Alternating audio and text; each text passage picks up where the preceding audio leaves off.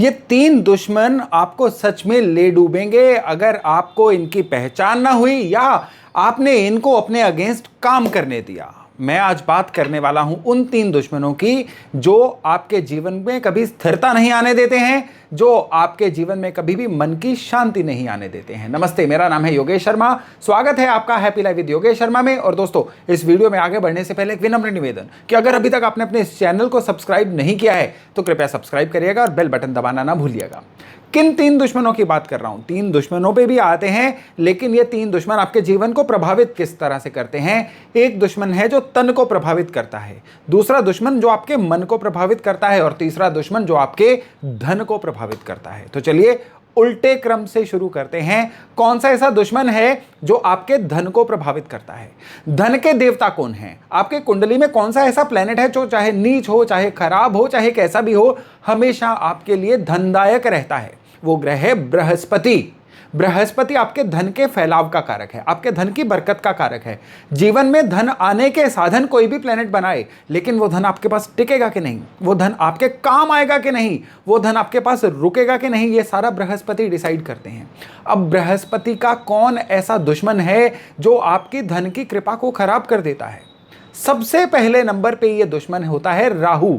ये राहु किस तरह से बृहस्पति को खराब करता है?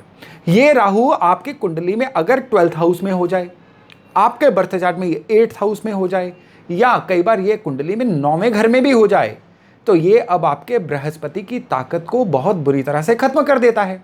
सूरज और राहु का ग्रहण दोष जब होगा तो भी ये बृहस्पति को हिट करेगा और आपके धन योग को खराब करेगा। ऐसे केसेस में क्या होता है, आप लाख कोशिश कर लो, ढंग से धन कमा ही नहीं पाओगे।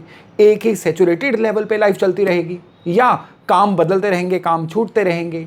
कई बार अगर आपको किस्मत का साथ भी मिल जाए, काम अच्छा भी हो जाए, चार लोग आपको जानना भी शुरू हो जाएं, भाई वो आपके बैंक की स्टेटमेंट में नहीं दिखता है, आपके बैलेंस शीट में नहीं दिखता है। पोजीशन जितनी मर्जी अच्छी हो जाए, या तो इंसान कर्जाई रहता है या धन के मामले में एक बहुत औसत बड़े एवरेज स्किल तक रहता है। तो ये राहु जो है, इसको सही कैसे किया जाए? इसको सही करने के लिए सबसे पहले तो अपने बृहस्पति को पावरफुल करना है। बृहस्पति को पावरफुल करने के तीन तरीके। सबसे पहला तरीका कि आपको अपने घर के बड़े बुजुर्गों की केयर करके अपने घर के रिचुअल्स का पालन करना है बृहस्पति को। दूसरा तरीका है अपने इष्ट देव जिनको भी आप मानते हैं उनकी निरंतर आराधना प्रार्थना करते रहिए। आराधना प्रार्थना पे मैं बहुत जल्दी ही एक वीडियो भी लेके आ रहा हूं जिसमें विस्तार से इसकी चर्चा करेंगे कि क्या तरीका सही होता है और कौन से तरीके से आपकी आराधना ईश्वर तक नहीं पहुंचती है। खैर, आपको पूजा पाठ में भी एक लिमिटेड लेवल तक मग्न रहना है, जुड़े रहना है डिवाइन से। ये आपके बृहस्पति को सही करता है।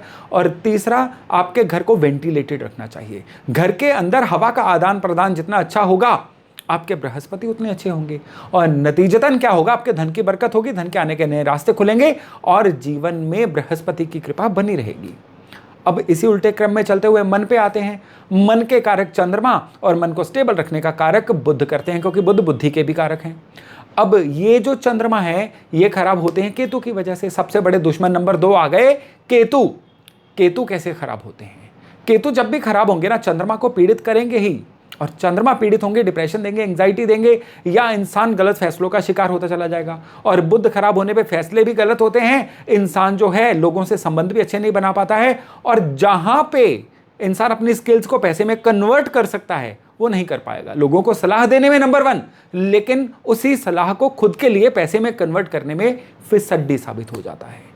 तो आपके मन को कैसे सही रखा जाए, केतु को कैसे सही रखा जाए? अगर आपको लगता है कि मन बहुत ज़्यादा बेचैन हो रहा है, बहुत ज़्यादा विचलित हो रहा है, तो भाई दोनों पैरों के अंगूठों में चांदी का छल्ला पहन लीजिए। घर के फर्श को हमेशा साफ सुथरा रखिए, दरार विहीन रखिए। विशेष तौर पे घर के जो दरवाजे कब्जे वगैरह होते हैं वो एकदम से सही रहें, दरवाजे ज़मीन से लग के ना खुले, कब्जों से चर चर की आवाज़ ना आए। घर की जो टैप्स हैं ये न टपकती रहें, घर के जो पानी के जोड़ हैं वो सही रहे, पानी की टंकी सही रहे। इसके अलावा आपको केतु का बहुत ज़बरदस्त उपाय देने जा रहा हूं कि जब भी विंटर सीजन आए, ब्लैक एंड वाइट कंबल जो है ज़रूरतमंदों को बांटते रहिए। हमेशा आपके केतु आप पे कृपा बनाए रखेंगे, और जब केतु सही होंगे ना, चंद्रमा अपने आप बलवान हो जाएंगे। विशेष तौर पर अपने मदर के हाथ से चांदी का एक कॉइन लेके अपने धन स्थान पर रख लीजिए। आपका चंद्रमा जो है बहुत ही बढ़िया हो जाता है, और इससे ना केवल धन कृपा भी आएगी बल्कि मन एकदम से सही रहेगा। और रही बात बुध की, चांदी का एक बिना जोड़ का छल्ला लेके उसको अमावस वाले दिन महालक्ष्मी का पूजन करके अपने दाएं हाथ के रिंग फिंगर में पहन लीजिएगा। आपके बुध भी आपके ऊपर कृपा बनाए रखेंगे। अब इसी उल्टे क्रम में चलते हुए तन पे आते हैं। कहते हैं ना, एक सेहत सही हो तो जीवन में 100 नियामतें मिल जाती हैं। अब सेहत को सही रखने में कौन से प्लैनेट सबसे ज़्यादा जिम्मेदार होते हैं? अब सेहत का मामला ऐसा है कि जिसमें हर प्लैनेट अपना अपना योगदान देता है। सूर्य अच्छे होंगे तो इम्यूनिटी होगी, चंद्रमा अच्छे होंगे तो इंसान का थॉट प्रोसेस या एंग्जाइटी नहीं होगी। एक स्ट्रेस भी तो 20 बीमारियों को जन्म देता है। आपके मंगल अच्छे होंगे तो ब्लड जो है उसकी सर्कुलेशन सही रहेगी और उसकी वजह से भी जीवन में कृपा आती रहेगी। आपके बुध अच्छे रहेंगे तो नसें सही रहेंगी, गुरु अच्छे रहेंगे तो मेटाबॉलिज्म और लीवर भी सही रहेगा, शुक्र अच्छे रहेंगे त्वचा भी सही रहेगी और इंसान जो है एक बहुत अच्छी लुक्स का मालिक भी रहेगा। शनि अच्छे रहेंगे तो ओवरऑल इंसान का जो स्ट्रक्चर होता है, जिसको हम ढांचा बोलते हैं, वो सही रहेगा। जोड़ भी सही रहेंगे। जोड़ों की बात चलिए तो केतु जो है ये आपकी रीढ़ की हड्डी जोड़ों को इंडिकेट करते हैं। और राहु सही रहेंगे तो कोई भी दिक्कत आएगी ना वो डायग्नोज हो जाएगी।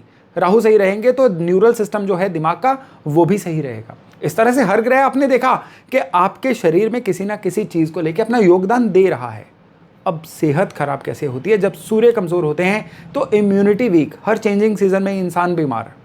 तो अब जैसा मैंने आपको बताया, आपकी सेहत में जो भी दिक्कत आ रही है ये किसी ना किसी प्लेनेट की खराबी की वजह से आती है।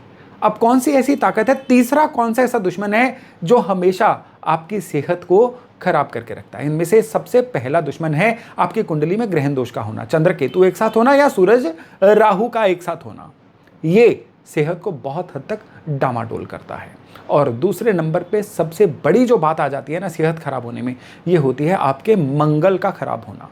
मंगल बहुत खराब हो जाए ना तो कभी ना ठीक होने वाली बीमारियां भी देता है। और मंगल खराब हो जाए तो इंसान के जीवन में एक प्रॉब्लम ठीक होती है, दूसरी आ जाती है, दूसरी ठीक होती है, तीसरी आ जाती है। मंगल अच्छे होते हैं ना तो ये राहु को भी कंट्रोल करते हैं। और राहु जब अच्छा होता है तो प्रॉब्लम डायग्नोज भी होती है, सही भी होती है।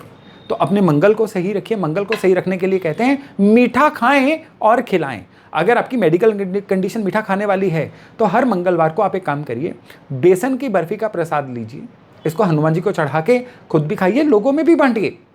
ये जो उपाय है ना आपके मंगल को भी चुस्त दुरुस्त रखेगा और आपके जीवन में आपकी हेल्थ को भी एकदम से सही रखेगा। और दूसरे, एक नीम का पौधा हर साल में एक बार किसी भी ज़मीन में लगाते रहिए, इससे भी आपके मंगल हमेशा आपके कंट्रोल में रहते हैं।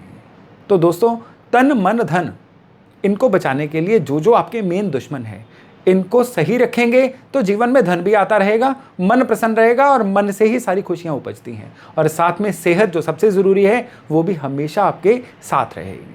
तो मैं आशा करता हूँ ये जानकारी आपके खूब काम आने जा रही है। तो चलिए बहुत जल्द मिलते हैं नए टॉपिक नए विषय के साथ। अपना खूब ध्यान रखिएगा। नमस्ते।